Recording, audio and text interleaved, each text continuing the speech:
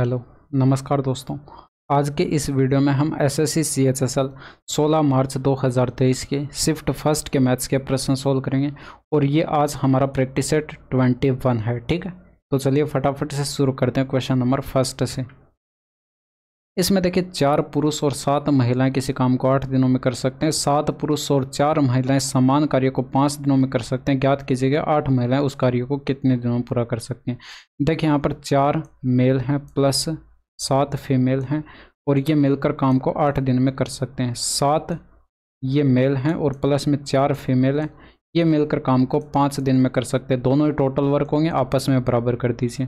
ये देखिए 7 पंचे 35 एम इधर आएगा, 8 चौके 32 एम इधर आएगा, डिफरेंस करेंगे तो 3 एम इधर बच जाएगा। ठीक है, 7 अट्ठे 56 एफ इधर आ जाएगा, 5 चौके 20 एफ इधर आ जाएगा, डिफरेंस करेंगे तो 36 एफ इधर बचेगा। ठीक है, तो फीमेल और मेल की एफिशिएंसी का रेशियो कितना आ जाएगा, 1:12 आ जाएगा। तो आप यहाँ पर टोटल वर्क जो है किसी भी साइड इनकी एफिशिएंसी रख के कैलकुलेट कर सकते हैं। तो टोटल वर्क क्या हो जाएगा, मेल की एफिशिएंसी 12 रखेंगे, फीमेल की एफिशिएंसी 1 रखेंगे, तो 12 सत्ते 84, 4 88 हो जाएगा और गुणा में 5 है। ये आपके पास टोटल वर्क आ चुका है। अब ये जो टोटल वर्क आया 88 गुणा में 5, ये यहाँ पर जो है 8 महिलाएं मिलकर करेंगे, यानी कि 8 महिलाएं करेंगी। एक महिला की एफिशिएंसी 1 यूनिट है तो गुणा में 1 कर दीजिए, यानी कि 55 दिन जो है ये आपके प्रश्न का सही आंसर आ जाएगा। ठीक है, नेक्स्ट देखिए। इसमें देखिए यदि एक समचतुर्भुज के विकर्ण 10 सेंटीमीटर 24 सेंटीमीटर तो समचतुर्भुज का परिमाप कैलकुलेट करके बताना। अगर देखिए आपको ये प्रॉपर्टी पता है कि किसी समचतुर्भुज के अंदर अगर हम विकर्ण खींचते हैं तो विकर्ण ये एक दूसरे को लंबवत काटते हैं और ये एक दूसरे को जो है बराबर बराबर भागों में डिवाइड करते हैं, ये आपको पता होगा। ठीक है, तो यहाँ पर ये परपेंडिकुलर काटेंगे। अगर यहाँ पर देखिए ये वाला विकर्ण आपके पास 24 है तो ये 12 और 12 में डिवाइड हो जाएगा, और ये वाला विकर्ण आपके पास 10 है तो ये 5 और 5 यानी कि बराबर बराबर भागों में बंट जाएगा। ठीक है, अब यहाँ पर ये देखिए समकोण त्रिभुज बन रहा है। आप चाहें तो ये कौन सा भी आप ट्रायंगल जो है वो ले सकते हैं, क्योंकि चारों ही ये आपके पास समकोण त्रिभुज बनेंगे। और यहाँ से हाइपोटेनस कैलकुलेट करेंगे तो ये देखिए ट्रिपलेट बनता है, 5 12 13 का ट्रिपलेट बन रहा है, यानी कि आपके पास ये समचतुर्भुज की भुजा 13 आ चुकी है। तो परिमाप पेरीमीटर कितना हो जाएगा, 4 गुणा में 13 हो जाएगा, यानी कि आपके पास 52 सेंटीमीटर आपके प्रश्न का सही आंसर हो जाएगा। क्योंकि चारों भुजाएं समान होंगी और यहाँ पर 4 गुणा में भुजा कर देंगे तो ये आपके पास पेरीमीटर आ जाएगा। ठीक है, अब इसमें देखिए company A B C D और ई की आय के बारे में निम्नलिखित में से कौन सा क्रम सही है। आय बराबर बचत प्लस व्यय दे रखा है। ये ग्राफ सेविंग और एक्सपेंडिचर का दे रखा है, तो ऐड करा के आपको चेक करना पड़ेगा। बाकी इंग्लिश वाले यहाँ पर इसको पढ़ सकते हैं। ठीक है, income equal to saving plus expenditure आपको ये दे रखा है। ठीक है, अब यहाँ पर देखिए ऑप्शन अगर देखें तो सबसे पहले देखिए बी और ई आ रहा है, यानी कि बी और ई का हम पहले चेक कर लेते हैं इनकम कितना हो जाएगा। यहाँ पर देखिए बी के अंदर देखिए 800 400 1200 और यहाँ पर 1000 और ये 400 यानी कि 1400। यहाँ पर ई का ज़्यादा हो रहा है तो यानी कि ई आपका पहले होना चाहिए, यानी कि बी नहीं होगा, तो ये ऑप्शन नंबर फर्स्ट और ये फोर्थ हो नहीं सकते। ठीक है, अब इन दोनों में देखिए यहाँ पर डिफरेंस यहाँ पर आ रहा है, यानी कि डी का और ए का। देख लीजिए यहाँ पर डी पहले आएगा या फिर ए, यानी कि ए का अगर हम चेक करेंगे तो 100 और 300 400 हो जाएगा, और डी का अगर हम चेक करेंगे तो 200 और 300 500 हो जाएगा। तो 500 ज़्यादा, यानी कि डी आपका ए से पहले आना चाहिए, तो ये ऑप्शन नंबर सेकंड करेक्ट हो जाएगा और ये थर्ड इनकरेक्ट हो जाएगा। ठीक है, तो इस तरह से आप इसको कैलकुलेट कर सकते हैं। इसमें देखिए 15 कुर्सियों का मूल्य 8 मेज़ों के मूल्य से 20% अधिक है। यदि 2 मेज़ों का मूल्य 2400 रुपये है तो 15 कुर्सियों का मूल्य कितना होगा। देखिए यहाँ पर 8 टेबल हैं और ये 15 चेयर हैं।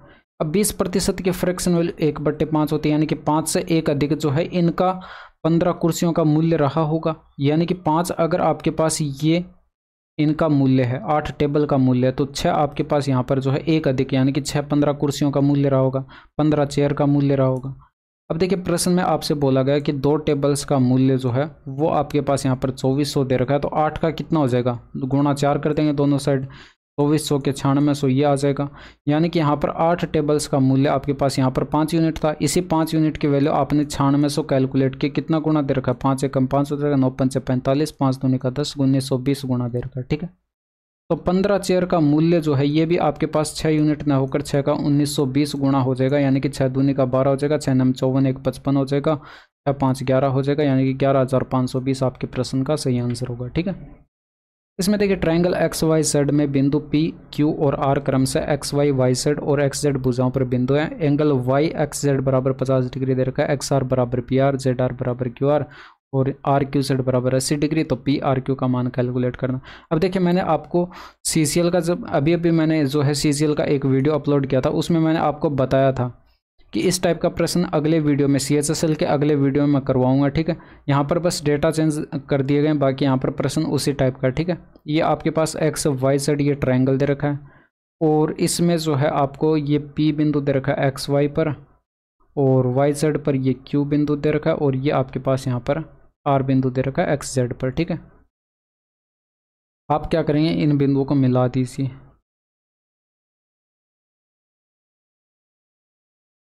ठीक है, तो इस तरह से इनको मिला दिया।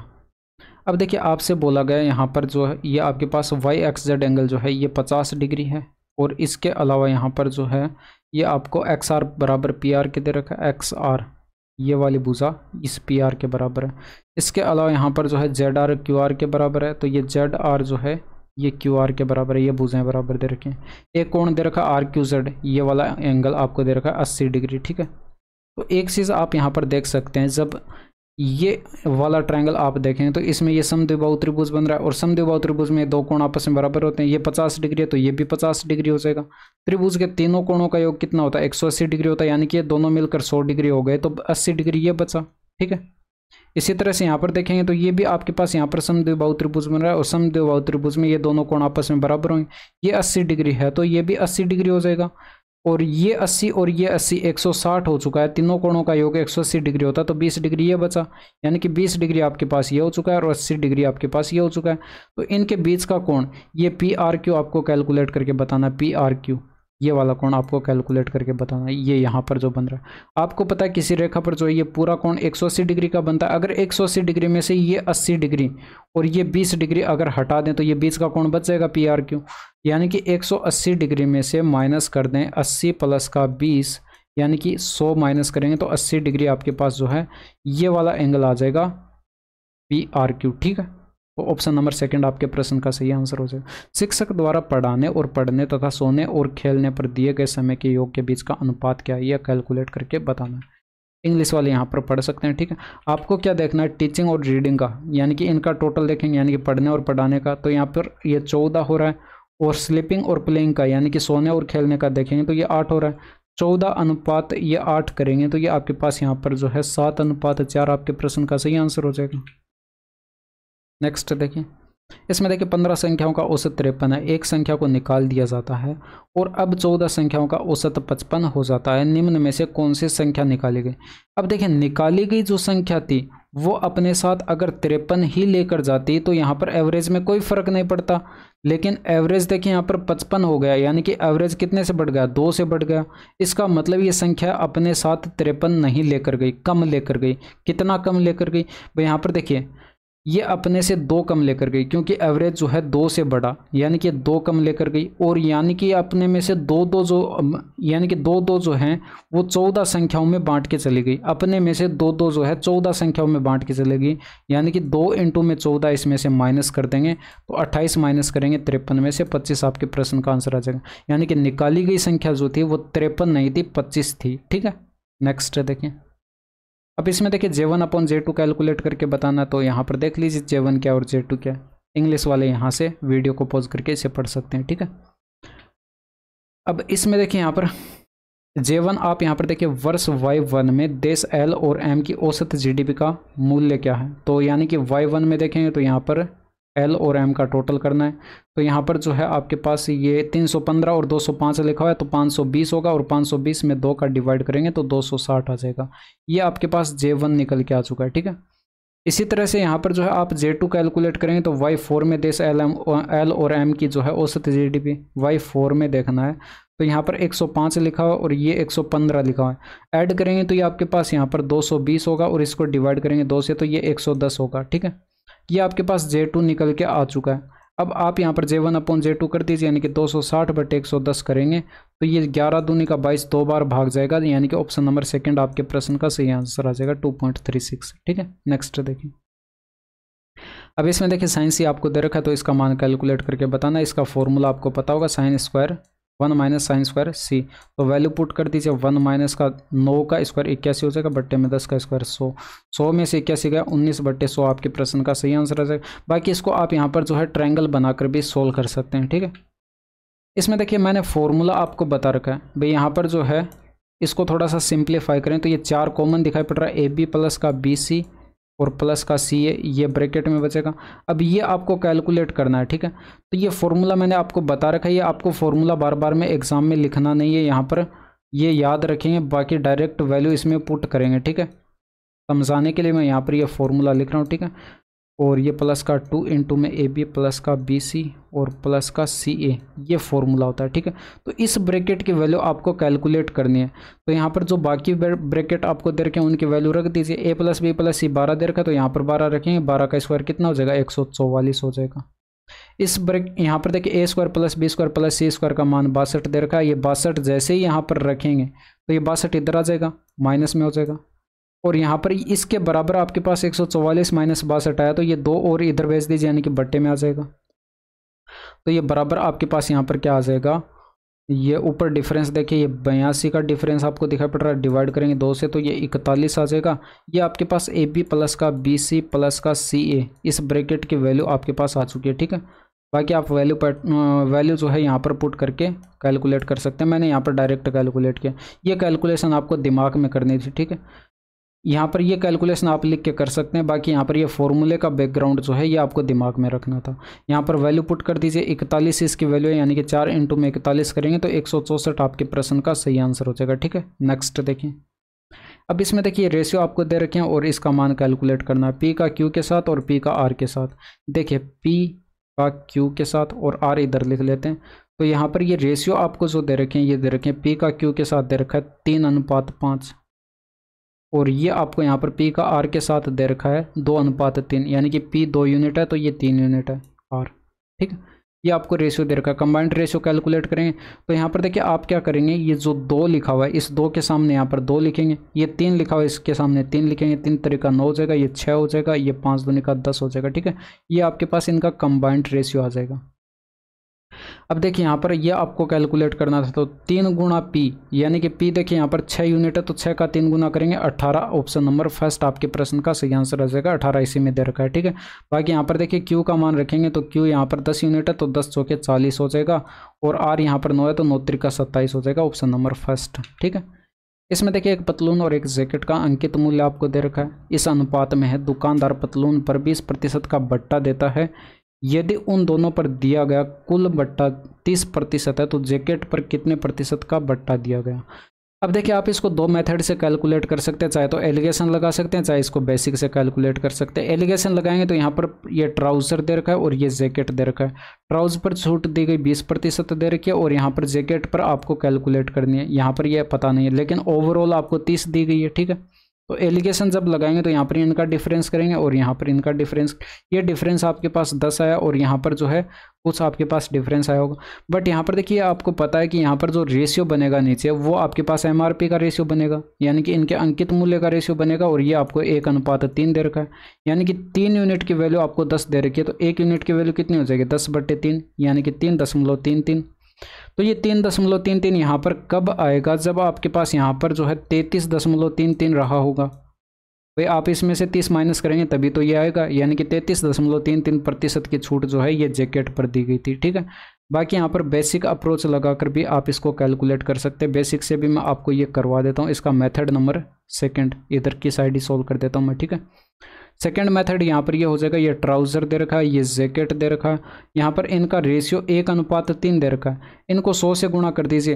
देखिए 100 से गुणा इसलिए कर रहे हैं ताकि परसेंटेज कैलकुलेट करना आसान हो जाए, ठीक है।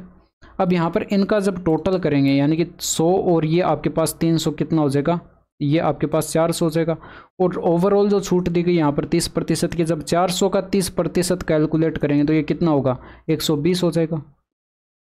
अब यहाँ पर इस जो है ट्राउज़र पर छूट दी गई 20%, यानी कि इसका 20% कैलकुलेट करेंगे तो ये आपके पास 20 होगा, यानी कि आपके पास यहाँ पर देखिए ओवरऑल जो छूट दी गई वो 120 की थी, भाई यहाँ पर ओवरऑल जो छूट दी गई थी 120 और 20 जो छूट दी गई थी वो यहाँ पर ट्राउज़र पर थी। तो यहाँ पर जैकेट के लिए कितने बचे भाई, यहाँ पर देखिए 20 ऊपर वाली ये छूट जो थी वो आपके पास यहाँ पर ट्राउज़र की थी, तो जैकेट के लिए 100 बची, यानी कि यहाँ पर 300 पर इसके अंदर जो है 100 की छूट दी गई।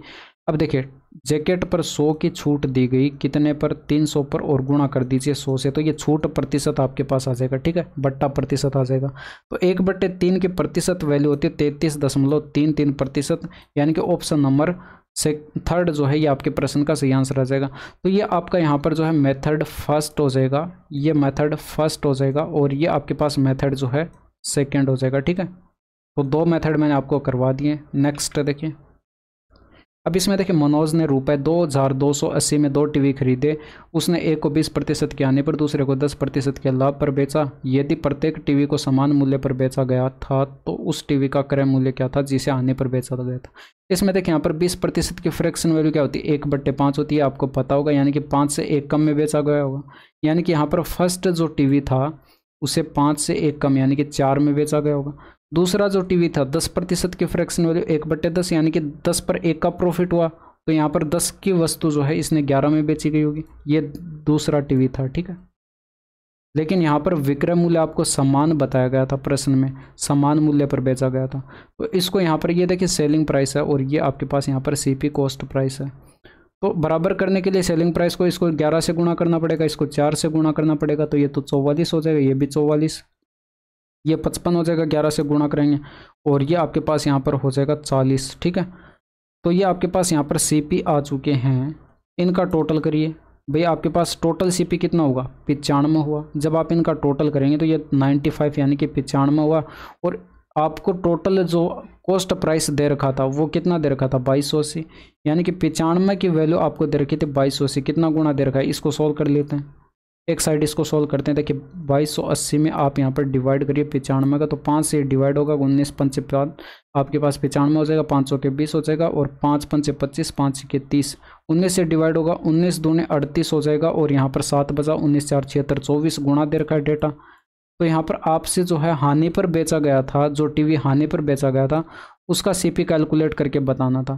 तो हानि पर तो ये फर्स्ट टीवी बेचा गया था 5 से 1 कम यानी कि 4 में, तो इसका आपके पास सीपी ये जो 55 है ये 55 न होकर 55 का 24 गुणा हो जाएगा, यानी कि 24 पंच 120 हासिल 12 आएगी, 120 और 12 132 हो जाएगा, ठीक है। एक सेकंड, 132 हो जाएगा। तो ये आपके पास 1320 जो है ये आपके प्रश्न का सही आंसर होगा। नेक्स्ट देखिए, इसमें देखिए वर्ष 2015 में उत्पादित मोबाइलों का वर्ष 2018 में उत्पादित टैबलेटों की संख्या से अनुपात ज्ञात करें। तो जो इंग्लिश वाले हैं वो यहाँ से इसको पढ़ सकते हैं वीडियो को पॉज करके। इसमें देखिए यहाँ पर ये डेटा आपको दिखाई नहीं पड़ रहा होगा, 2015 में देखना है आपको यहाँ पर मोबाइलों का, ठीक है। तो मोबाइल आपके पास यहाँ पर ये ऑरेंज वाले यानी कि यहाँ पर ये 23 लिखा हुआ है, ठीक है।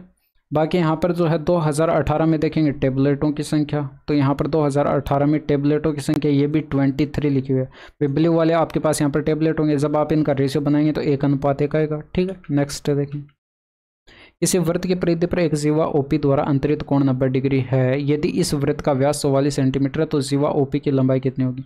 अब ये देखिए यहाँ पर 44 सेंटीमीटर होगी, मैंने आपको यहाँ पर काफ़ी बार बता रखा है भाई, यहाँ पर जब भी कोई वृत्त हम खींचते हैं, ठीक है, तो इसके अंदर मैंने आपको बता रखा है कि इसकी सबसे बड़ी जीवा, इसकी सबसे बड़ी जीवा जो है इस वृत्त का व्यास ही होती है, और इस व्यास द्वारा जो है परिधि पर बनाया गया कोण क्या होता है, 90 डिग्री का होता है। ये आपके पास यहाँ पर ये परिधि से अगर यहाँ पर जो है इस व्यास से परिधि पर कोण बनाए तो ये 90 डिग्री का कोण बनता है। यहाँ पर यही बोला गया कि जीवा ओपी द्वारा जो है अंतरित कोण 90 डिग्री है परिधि पर, ठीक है। तो ये ओपी आपके पास जीवा हो जाएगी और ये इस वृत्त का सबसे बड़ी जीवा होगी और इसको ही व्यास बोलते हैं, ठीक है। और व्यास की लंबाई आपको कितनी दे रखी है, 44 सेंटीमीटर। तो इस जीवा ओपी की लंबाई भी आपके पास 44 सेंटीमीटर ही तो होगी, यानी कि ऑप्शन नंबर 3 पर आपके प्रश्न का सही आंसर हो जाएगा। अब इसमें देखिए एक्स वाई और जेड ये 3 मूल्य हैं, ऐसे हैं कि ये आपको रिलेशन दे रखे हैं और यहाँ पर एक्स वाई और जेड का औसत कैलकुलेट करके बताना है। एक चीज़ यहाँ पर देखिए, जब आप इन तीनों इक्वेशन को ऐड कराएंगे तो बराबर के एक साइड वाले एक साइड ऐड करा दीजिए, यानी कि यहाँ पर आप देख सकते हैं कि x जो है कितनी बार ऐड होगा, 1 बार 2 बार 2x आ जाएगा, यहाँ पर ये 2y आ जाएगा और ये 2z आ जाएगा, ठीक है। तो 2 यहाँ से कॉमन ले लेंगे, ब्रैकेट में क्या बचा, x प्लस का y प्लस का z बचा। बराबर के उस साइड ये वाले ऐड कर देते हैं, यानी कि आपके पास यहाँ पर 12 है और ये 17 है, 29 हो जाएगा। और ये 19 ऐड करेंगे तो 38 और ये 48 हो जाएगा, ठीक है। अब ये 2 से डिवाइड करेंगे तो ये 24 आ जाएगा बराबर में। ये आपके पास x plus Y plus Z आ चुका है। आपको इनका एवरेज कैलकुलेट करके बताना था, तो 3 डेटा थे, यानी कि इनके टोटल में अगर 3 का डिवाइड कर दें तो एवरेज आ जाएगा। तो 8 3 24 आपके पास यहाँ पर बराबर एवरेज कितना आ जाएगा, 8 आ जाएगा। नेक्स्ट देखिए, अब इसमें देखिए x प्लस 1/x बराबर आपको दे रखा है यहाँ पर k/2, इसका मान कैलकुलेट करना। इसको अलग अलग x की पावर 4 से डिवाइड करते हैं तो x की पावर 4 प्लस 1/x की पावर 4 बनेगा। और मैंने आपको बता रखा है जब आपको x प्लस 1/x बराबर जो भी दे रखा हो और आपके पास यहाँ पर x की पावर 4 प्लस 1/x की पावर 4 कैलकुलेट करना हो आपको, तो यहाँ पर जो है ये k/2 जो दे रखा है इसका आपको यहाँ पर स्क्वायर करना, इसमें से -2 कर दीजिए, ठीक है। ये जो भी दे रखा है उसका स्क्वायर करिए और -2 कर दीजिए। ये जो भी निकल के आएगा उसका फिर से स्क्वायर करिए और उसमें से -2 कर दीजिए। ये काम आपको करना है, बस आंसर आ जाएगा, ठीक है। तो यहाँ से k स्क्वायर हो जाएगा, बट्टे में 4 आएगा और ये 4 दूनी का 8 माइनस हो जाएगा, ठीक है। ब्रैकेट में क्या आएगा, k स्क्वायर माइनस का 8 बट्टे 4 आ जाएगा। इसका फिर से स्क्वायर करेंगे और इसमें से -2 कर देंगे तो ऊपर आपके पास देखिए k की पावर 4 बनेगा, प्लस का 64 बनेगा, माइनस का 8 दूनी का 16 हो जाएगा और ये k स्क्वायर। और बट्टे में देखिए 16 आएगा और 16 दूनी का 32, इसमें से माइनस और हो जाएगा और बट्टे में आपके पास यहाँ पर 16। इसको सिंप्लीफाई कर दीजिए, k की पावर 4 माइनस का 16 k स्क्वायर और ये आपके पास प्लस का 32 बच जाएगा और बट्टे में 16। आंसर ऑप्शन नंबर 4 आ जाएगा, ठीक है। नेक्स्ट देखिए, इसमें देखिए आपको ये दिखाई पड़ रहा होगा अभी थीटा बराबर क्या रखिए, 45 डिग्री रख दीजिए। थीटा बराबर जैसे 45 डिग्री रखेंगे तो यहाँ पर 1/√2 इसका मान होगा और 1/√2 इसका मान होगा। तो ये प्लस करेंगे यानी कि आपके पास यहाँ पर 2/√2 बनेगा, यानी कि आपके पास यहाँ पर √2 आ जाएगा और ये बराबर हमें √2 ही चाहिए था, यानी कि थीटा बराबर 45 डिग्री पर ये बात संतुष्ट हो रही है। तो यहाँ पर भी क्या करिए, थीटा बराबर 45 डिग्री रख दीजिए। थीटा बराबर 45 डिग्री पर सेक 45 का मान होता है √2 और कोसेक 45 का मान भी √2 होता है। जब इनको मल्टीप्लाई करेंगे तो 2 आपके प्रश्न का सही आंसर हो जाएगा, ऑप्शन नंबर 2, ठीक है। नेक्स्ट देखिए, अब इसमें देखिए यहाँ पर ये आपको दे रखा है और इसका आपको मान कैलकुलेट करना है, what is the value of, ठीक है। तो यहाँ पर जो है आप क्या करेंगे, इसमें देखिए इनको साइन और कोस में चेंज कर लीजिए। जब आप tan a की जगह रखेंगे साइन a बटे कोस a, तो यहाँ पर देखिए ऊपर आपके पास क्या बनेगा, 1 प्लस का साइन a बटे में कोस a बनेगा और इसको सिंप्लीफाई कर लेते हैं। तो यहाँ पर ये आपके पास देखिए कोस a प्लस का साइन a बटे कोस a बनेगा। तो इसको मैं डायरेक्ट करके लिख रहा हूँ, ठीक है। अब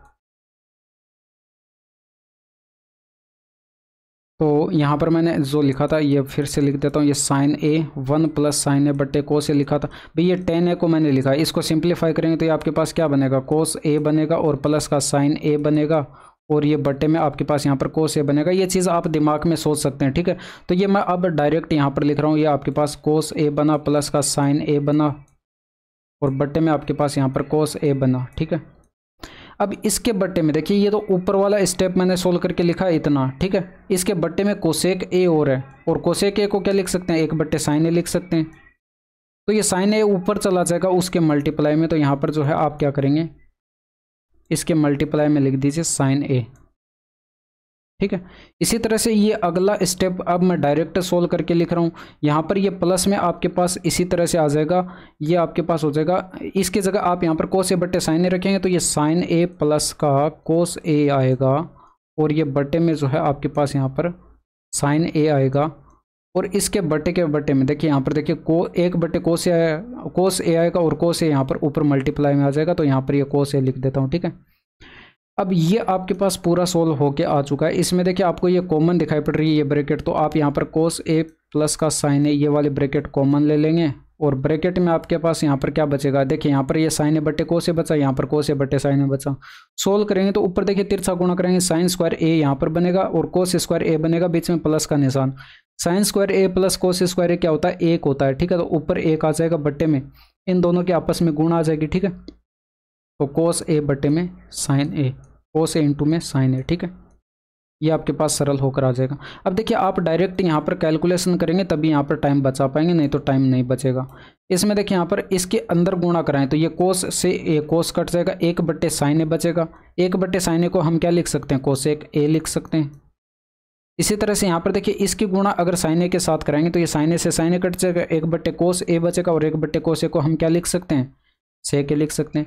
तो कोसेक ए प्लस का सेक ए आपके पास किस ऑप्शन में दिखाई पड़ रहा है, इसमें दिखाई पड़ रहा है, आंसर लगा दीजिए। नेक्स्ट देखिए, एक खास यात्रा का 1/3 भाग 10 किलोमीटर पर आवर की चाल से, 1/4 भाग 15 किलोमीटर पर आवर की चाल से और शेष भाग जो है 20 किलोमीटर पर आवर की चाल से तय किया जाता है। पूरी यात्रा की औसत चाल कितनी है। अब देखिए 1/3, इसके बाद यहाँ पर 1/4, अब बचा कितना, यानी कि इन दोनों का सम करके एक में से माइनस कर देंगे, यानी कि इन दोनों का सम कितना हो जाएगा, 4 3 7/12 हो जाएगा। 7/12 एक में से माइनस किया, यानी कि आपके पास यहाँ पर 5/12 बचेगा। ठीक है, ये 5/12 बचा, यानी कि शेष डिस्टेंस आपके पास 5/12 बचे।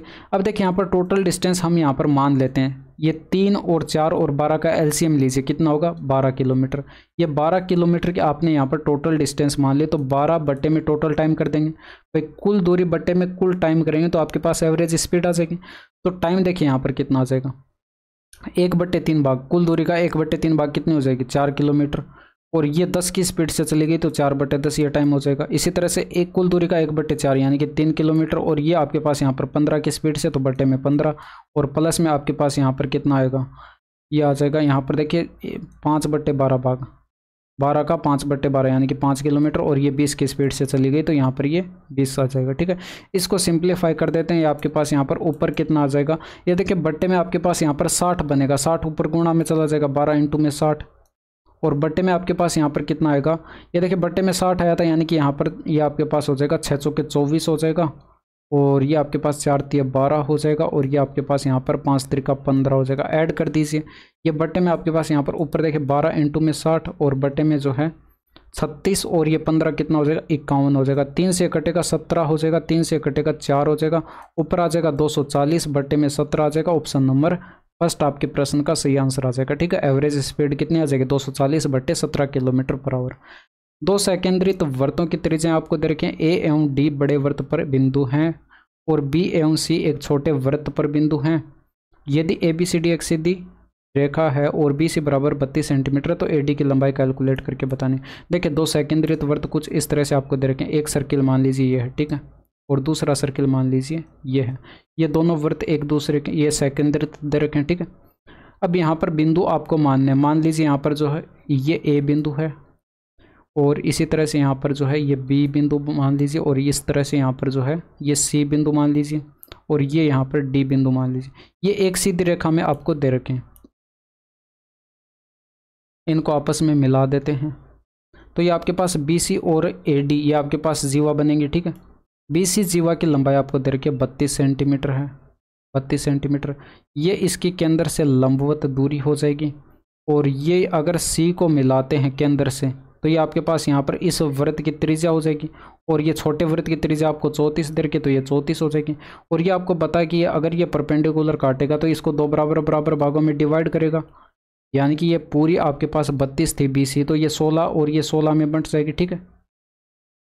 तो यहाँ से आपके पास ये लंबवत दूरी कितनी आ जाएगी भाई, आपके पास यहाँ पर देखिए पाइथागोरस थ्योरम लगा दीजिए। 34 का स्क्वायर में से 16 का स्क्वायर माइनस करेंगे तो 34 का स्क्वायर में से अंडर के अंदर, ये अंडर के अंदर करेंगे, ठीक है, 16 का स्क्वायर माइनस, तो ये आपके पास यहाँ पर पाइथागोरस थ्योरम लगा दिए, ठीक है। ए स्क्वायर माइनस बी स्क्वायर का फॉर्मूला लगाएंगे तो ये आपके पास बनेगा 18 × में 50 बनेगा, 18 × 95 हो जाएगा, यानी कि 930 आपके पास ये लंबवत दूरी आ जाएगी, ठीक है।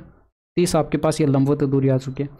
अब एक चीज़ देखिए, अगर आप इस केंद्र को, इस वृत्त के केंद्र को बिंदु डी से मिलाते हैं तो ये इस बड़े वृत्त की त्रिज्या होगी, और बड़े वृत्त की त्रिज्या आपको कितनी दे रखी है, 50 सेंटीमीटर दे रखी है।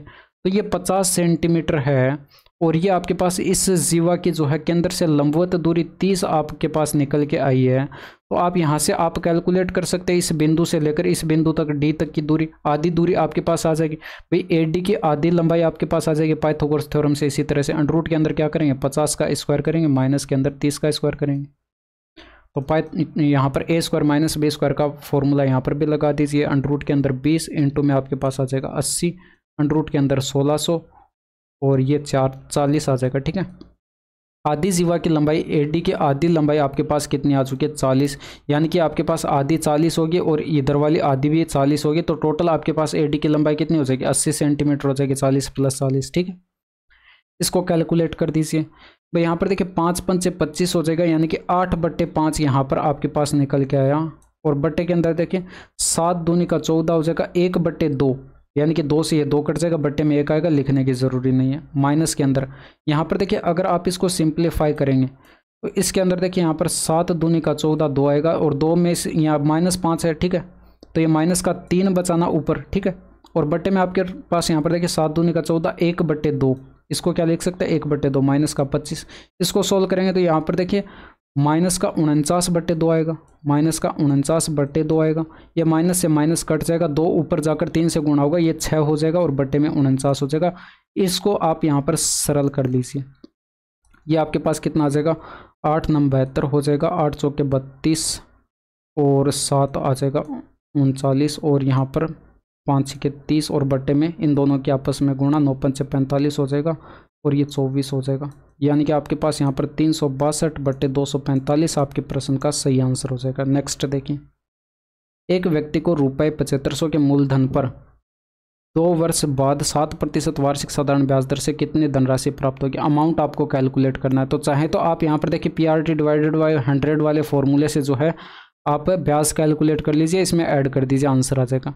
लेकिन यहाँ पर देखिए 2 वर्ष में जो है 7% रेट ऑफ इंटरेस्ट से 14% का ब्याज मिल जाएगा, 7 दूनी का 14। ठीक है, बट यहाँ पर देखिए 100% ये अपने आप में प्रिंसिपल था, यानी कि 114% कैलकुलेट कर लें इसका 7500 का, तो ये अमाउंट आपके पास निकल के आ जाएगा। 2 0 से ये 2 0 कट जाएंगे, और देखिए 75 से कैसे गुणा कराएंगे। तो 75 को आप यहाँ पर 3 × में 25 लिख सकते हैं, 25 से पहले गुणा कराएंगे तो 25 100 के 100, ये 35 हो जाएगा, हासिल 3 और ये 28 हो जाएगा, और गुणा में 3 से गुणा कराएंगे तो ये 5 3 का 15 हो जाएगा, और 8 3 का 24 1 25 हो जाएगा, 3 दूनी का 6 2 8 हो जाएगा। ऑप्शन नंबर 3 आपके प्रश्न का सही आंसर होगा। इसमें देखिए 500 और 701 के बीच ऐसी कितनी संख्या जो 10 से विभाज्य लेकिन 3 से विभाज्य नहीं। तो सबसे पहले देखिए 10 से विभाज्य कितनी संख्या हो जाएंगे भाई। 501 के बाद देखिए यहाँ पर 10 से विभाज्य संख्या कौन सी होगी 510 होगी। और यहाँ पर देखिए 701 से पहले जो है आपके पास यहाँ पर 10 से विभाज्य 700 होगी। इन दोनों का डिफरेंस लीजिए और यहाँ पर डिवाइड कर दीजिए इस 10 से, और इसमें प्लस का 1 कर दीजिए, यानी कि आपके पास यहाँ पर जो है 10 से विभाज्य कितनी संख्या हैं वो कैलकुलेट होकर आ जाएंगी। भाई यहाँ पर आप 290 का ये 190 का आपको यहाँ पर डिफरेंस दिखाई पड़ा, 10 से डिवाइड करें 19 और प्लस का 1 20। आपके पास यहाँ पर ऐसी संख्या हैं जो कि 10 से डिवाइड हैं। ठीक है, इसके बाद यहाँ पर देखिए आप 3 से विभाज्य नहीं होनी चाहिए। भाई ये जो 10 से डिवाइड 20 संख्या है इसमें ऐसी कुछ संख्याएं ऐड हो चुकी हैं जो कि यहाँ पर 10 से भी तो डिवाइड है और 3 से भी डिवाइड है।